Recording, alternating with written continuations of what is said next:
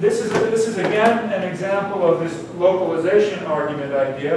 If I substitute that all in, I can write JS, and I'll write this all on the other side here. Phi dot is equal to 0. So I'm going to bring everything to one side of the equation. I get JS times phi dot, that's this quantity right here, minus this thing, which is R times JB, also times phi dot, is equal to 0.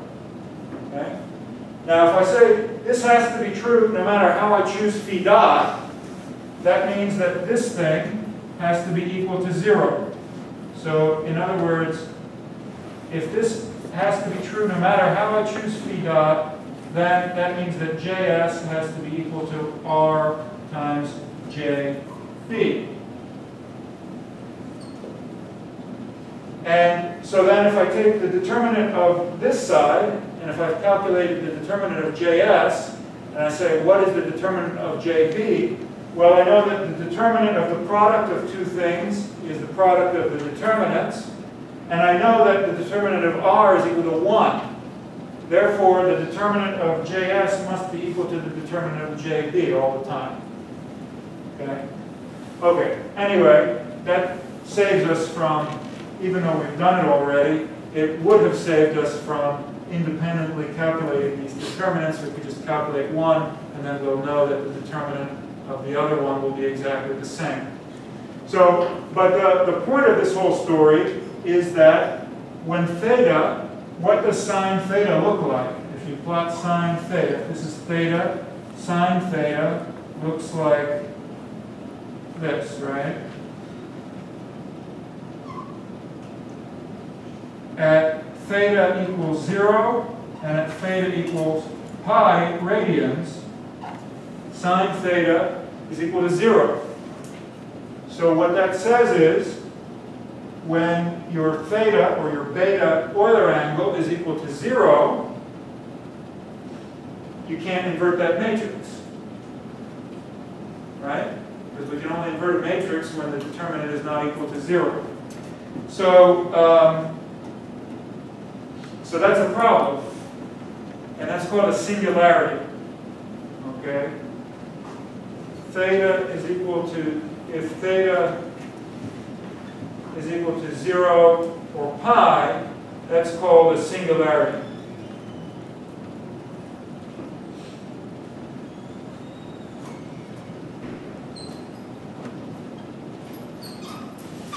And that's the same as, so if we go back to our original picture of the Euler angles, that means that there's a problem in distinguishing, because that's when the body fixed and the space fixed axes are in the same line. If theta equals 0, they're pointing this way.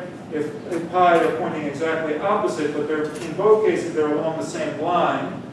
And then we have a problem because we don't know what part of the description is alpha or phi, and what part of the description is psi.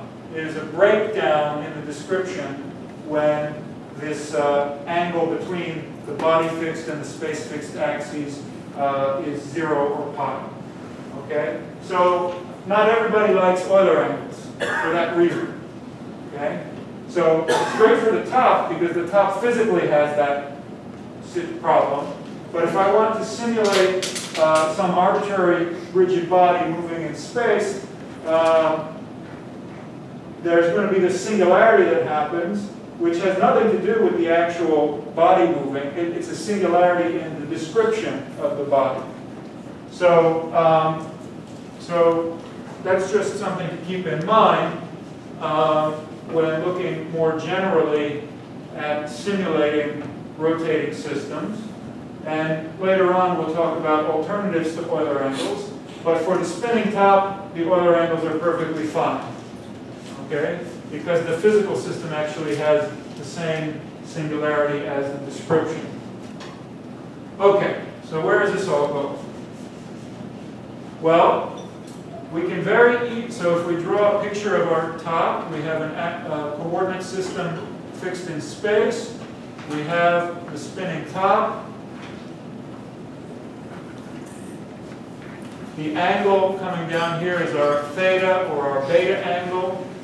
We have a rate of spin here, which is our phi dot, psi dot, and we have a rate going around this way, which is phi dot.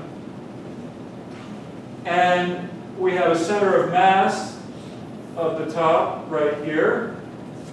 And the moment of inertia in the body fixed frame for a top, as you can see, this has a circular cross section. So the moment of inertia is the same around the local x and y axes. So we have an I1 and I2 is equal to I1, and then a third moment of inertia that looks like this. And we just have to write down what is the kinetic energy and what is the potential energy for this top. And the kinetic energy is going to have two parts. There's the kinetic energy due to the translation of the center of mass. So that's 1/2 mv squared as usual. If I call this vector here the vector x as space-fixed version of the vector x, then the kinetic energy is going to be 1/2 m xs dot times xs dot. That's the kinetic energy due to translation of the center of mass, just like the point mass systems that we've been looking at so far, plus the kinetic energy due to rotation, which is this. Okay? So I'm giving you this ID, is this right here. Now note that when we talk about the kinetic energy due to translation of a point, we're describing everything with respect to space-fixed coordinates. This is xs dot. Okay? When we talk about kinetic energy due to rotation, it's much more convenient to describe things in body-fixed coordinates, because in the body-fixed coordinates, our moment of inertia matrix is constant. Right? We had a whole lecture, or part of a lecture, on the difference between IS and IB. Okay, so in a planar situation, you can blur the lines and just say there's a part due to translation, a part due to rotation, and not worry about what coordinate system you're looking in. But in the three-dimensional version, we need to be very careful about, are we talking about space-fixed description or body-fixed description? Now the mass is going to be the mass is a scalar. It's going to be the same whether you talk about body-fixed or space-fixed. But so these are our two contributions to kinetic energy. And this one right here, we can write. You can either use the expressions that this expression, or you can expand it out like this, right? And either way, what you're going to have is a mass matrix. So we can write this as IB JB of phi times phi dot. I've just replaced omega b with JB times phi dot. And then on the other side, we'll have the transpose of that, which is a phi dot transpose JB transpose of phi. So this whole thing here, we could call, it's going to be part of the mass matrix. The whole mass matrix for this problem we can write as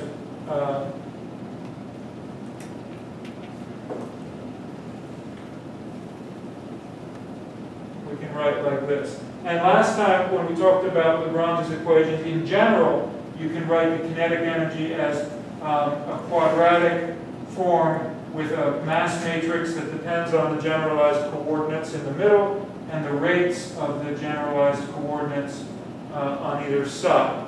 So, but this one here also can be written in terms of phis and phi dots, because what is this xs? Basically, so what is xs? Xs is r times xb. Well, in the body fixed reference frame, if we say that this distance here from the pivot to the center of mass, if this distance is L,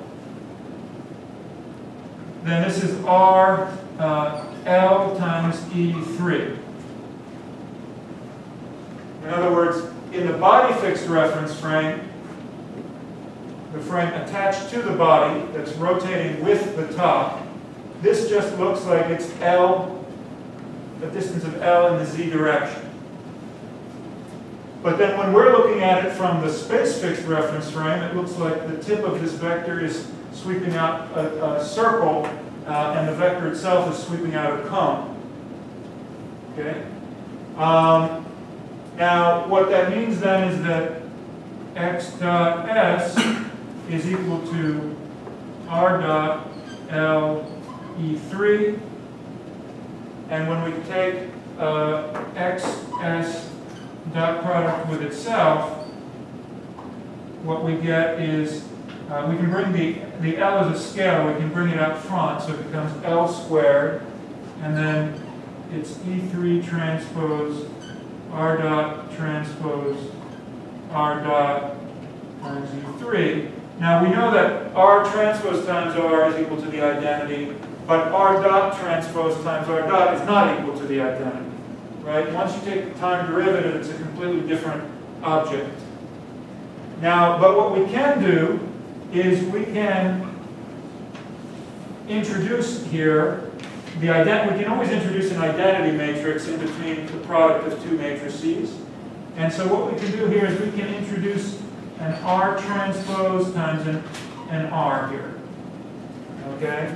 And the reason for doing that is because we know that R transpose times R dot has physical meaning. That's an angular velocity. That's the capital omega B. And so this whole thing can be written as L squared E3 transpose omega B transpose omega B E3, which can be in turn written as, so this is a skew symmetric matrix. You see what I did here? So R transpose times R dot is omega B.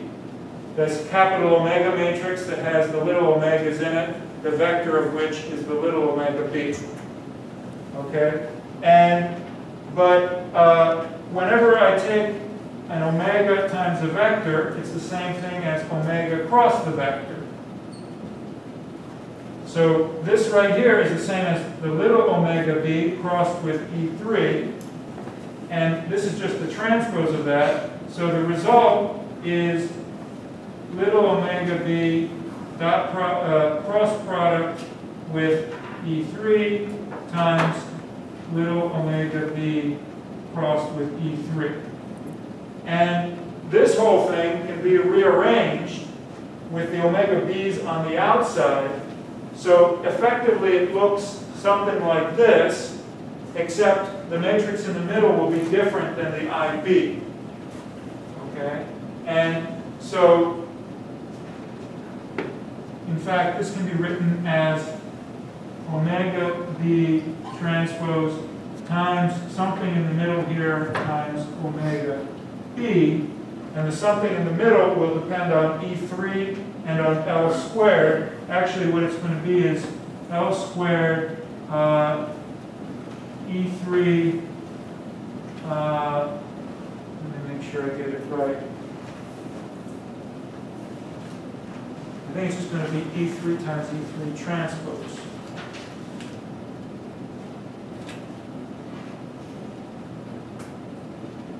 So not quite that simple. It's going to be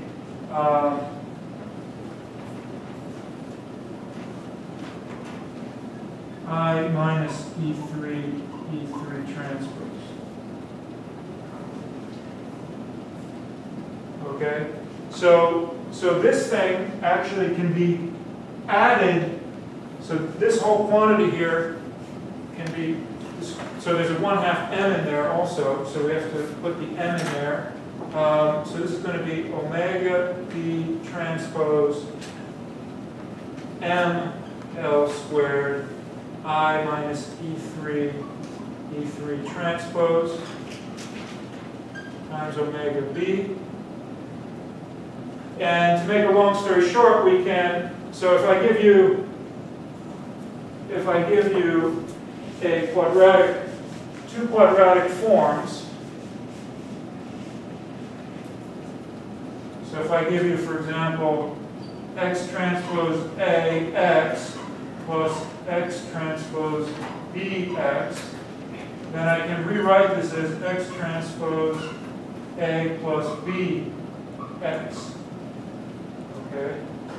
And so I can take this and I can add it to this. In other words, I can modify this moment of inertia matrix, which is the moment of inertia of the top around its center of mass. And effectively what that's doing is giving me the moment of inertia of the top around this point. So this is sort of a long-about way of deriving the parallel axis theorem. So when talking about the kinetic energy of a rigid body, you can either talk about the kinetic energy due to translation of the center of mass and the kinetic energy due to rotation around the center of mass, or if you have a rigid body whose center of mass is not fixed, but another point is in the body is fixed in space, you can simply talk about the kinetic energy due to rotation around that point, and then not worry about the kinetic energy due to translation. But then you can't just use the moment of inertia matrix for the rigid body around its center of mass, because that's not the point that's being considered anymore. So to be safe, it's always, I would say it's better to write down kinetic energy due to translation of the center of mass and kinetic energy due to rotation around the center of mass. In this particular case, what it boils down to is the kinetic energy due to rotation around this pivot here, which we can write by simply saying, we can call IB prime this matrix plus this matrix. Okay. So IB prime is the moment of inertia of the top around the pivot. Okay? So once we know what that is, then we can write out the kinetic energy, we can write out the potential energy. The potential energy for this system is just mgh. Okay? We have an angle theta here. We have a length L. We can use as our datum this point down here. And so this is just going to be mg times negative, let's see, so if theta is, I guess it's negative or positive, it's going to be mg L cosine of the angle, and as that angle becomes smaller, then the potential energy is going to increase. So it's just like the pendulum. Okay? Let's have that back. So when theta is equal to 0, it has the most potential energy. When theta is equal to, let's say, pi over 2, it has the least. So this should be a plus. Okay. So that's we have a potential energy. We have a kinetic energy. And so again, the kinetic energy is going to be of this form, where this mass matrix is really just like this, except it's instead of the moment of inertia matrix for the body around its center of mass, it's going to be the moment of inertia matrix around the pivot. So that's what I'm calling IB prime.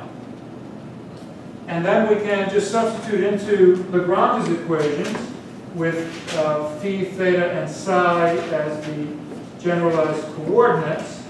And we can write the equations of motion.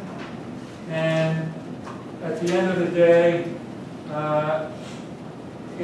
explicitly what we have is this potential energy, mgl cosine theta, and the kinetic energy is 1/2 I1 prime. Remember, the prime is denoting the moment of inertia around the pivot rather than the center of mass.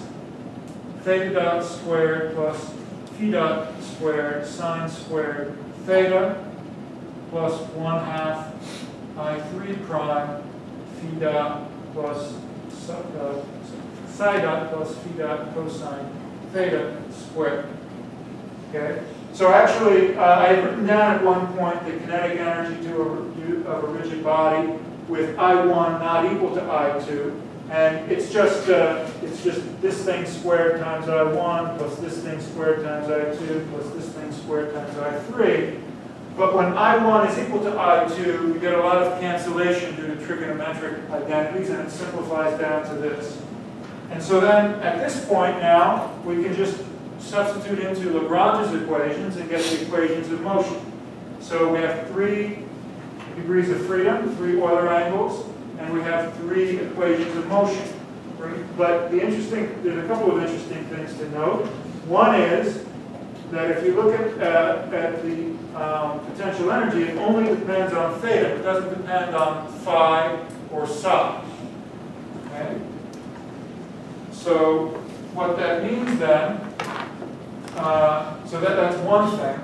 The other thing is the kinetic energy depends on theta, but it doesn't depend on phi or psi either. Okay? And so what happens with phi and psi? If we write down Lagrange's equations, for example, for phi,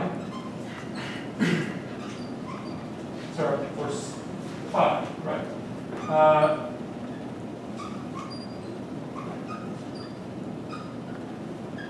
Something interesting happens here. So V does not depend, and the same thing is for psi as well. Okay? V doesn't depend on phi. So what is the partial derivative of V with respect to phi? T doesn't depend on phi. What is its partial derivative? If I have dt of something is equal to 0, what does that say about that something? It's constant with respect to time. So that means that partial t, partial phi dot is equal to a constant. Okay? Now the same thing will be true for psi, the psi equation. So let's call this constant 1. And if we do the same exact thing with psi as the generalized coordinate, we're going to see that this is also a constant, constant 2. Well, it's a little cumbersome to call it constant 1 and constant 2, so let's give them different names. Let's call them A and B. So let's call this one A and this one B. So A and B are constants.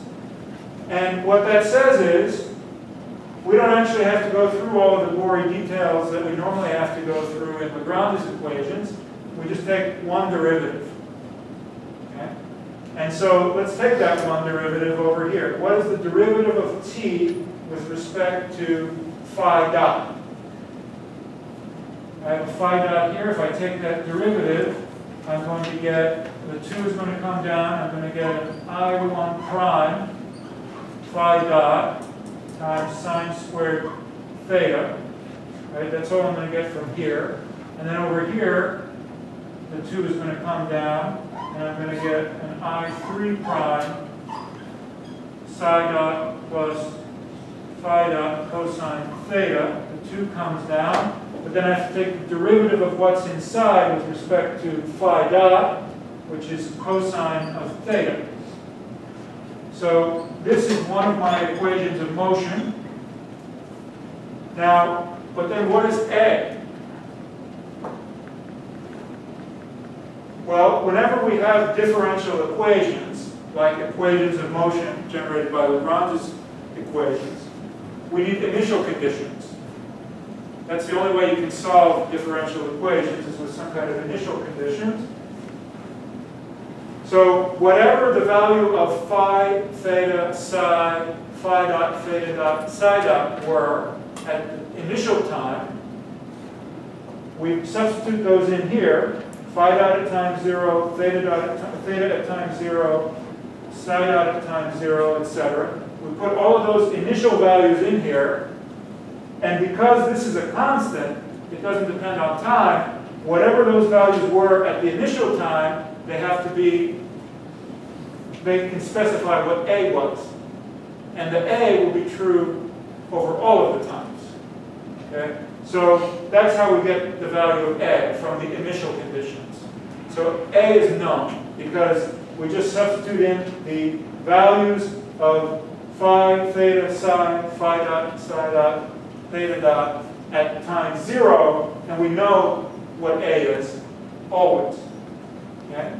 So we know what A is. Likewise, we know what B is. And, well, we will know what B is after I write it down. So if we write down what is partial T, partial psi dot, there's no psi dot over here. And we only have to focus over here, and we get I3 prime. The 2 comes down. We get a psi dot plus phi dot cosine theta times the derivative of what's inside here with respect to psi dot, but that's just 1, so we're done. So we have our A and our B. Oh, in my notes I called this B and I called this A. Okay. And I will be mailing the notes out to everybody. Okay, and so this puts constraints on the allowable values of phi dot and psi dot. So what it says is, once you know what they were initially, you know the behavior by these two equations. You know what's going to go on. Actually, we need the third equation, which is for the theta equation, but this puts strong constraints on the behavior, and so let's work out this a little bit more. Well, we have a few minutes left. So what we can do is we can back substitute into the kinetic energy, and we can reduce this three-dimensional problem into a one-dimensional problem. So what do I mean by that? Well, from this equation right here, we can solve for phi dot, and we get phi dot is equal to, actually we have to solve the equation simultaneously. So if we do that, we can write phi dot and psi dot all in terms of A, B, and theta. And if my math is right, this is going to be B minus A cosine theta divided by sine squared theta.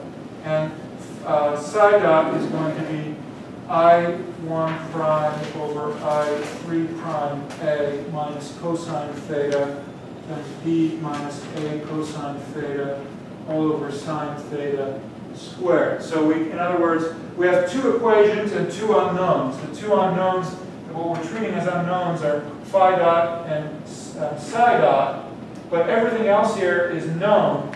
A, B, the moments of inertia, etc. The theta is not known, but we're writing these two unknowns in terms of the theta. And then what we can do is we can take these and put them back into the kinetic energy. And then the kinetic energy, once we do this, if we substitute this into the kinetic energy, this is going to be something of the form 1/2 some function m of theta times theta dot squared. So we can effectively change a 3D problem into a 1D problem in the case when we have this very special situation where 2 out of the 3 variables these derivatives disappear. Okay? So I think maybe I'll stop there and then pick up next time on this and finally answer the question, how is the rate going around like this related to the rate of the spinning of the top around its axis?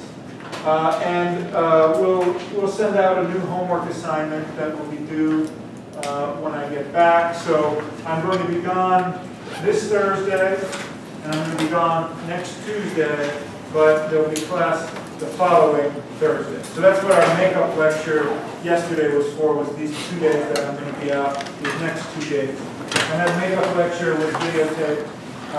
We've had, somebody in the class had an injury, that's why I take this lecture as well, so that they can see it. I'll see you a week from Thursday.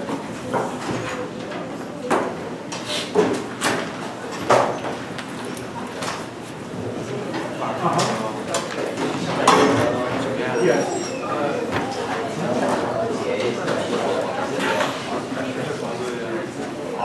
It'll occur in a different place. But it's like that whack-a-mole game, right? You know, you whack down here and then they come up over here. So any three-parameter description of rotation, just like any parameter description of points on the sphere, will have some singularity.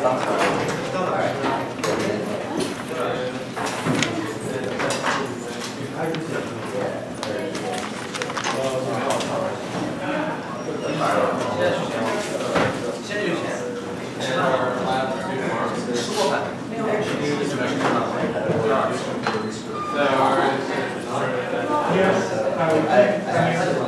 that actually I wasn't familiar with that, so I don't know what. Yeah, I think we should fellowship fees for MATLAB.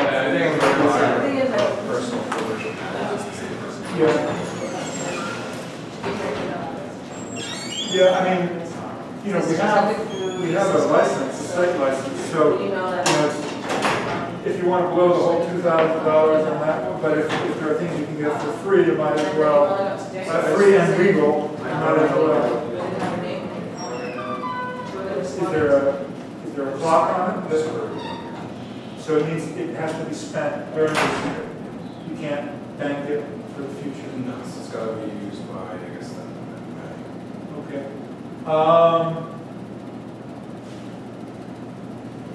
I mean, it's a good problem to have if you don't know how to spend the money. I can think about it a little bit, and then, you know, we should probably stop it and give it to Kendall.